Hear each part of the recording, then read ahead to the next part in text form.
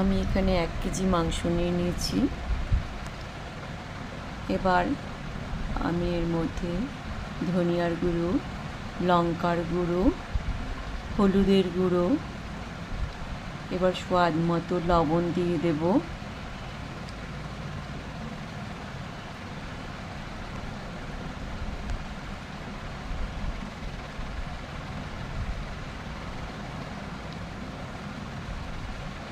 রসুন বাটা দিয়ে দিচ্ছি, আদা বাটা দিয়ে দিচ্ছি, 3টে কাঁচা লঙ্কা,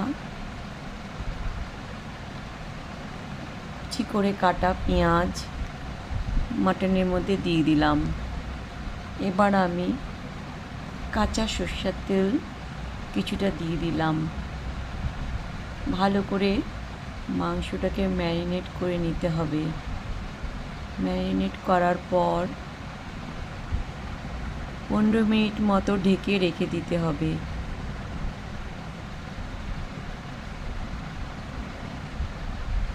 দেখুন অনেক সুন্দর করে মেখেছি মাটনটাকে। এবার কড়াইতে তেল দিয়ে কুকারে সিটি দিয়ে নিয়েছিলাম, সেই মাংসটাকে ভালো করে কষিয়ে নেব।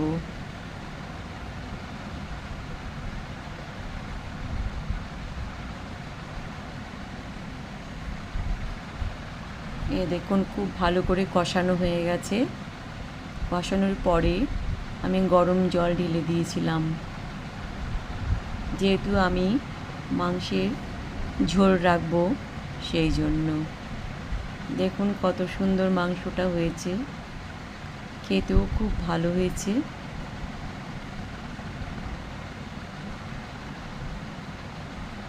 আশা করি সবার ভালো লেগেছে আপনাদের আমার ভিডিওটা।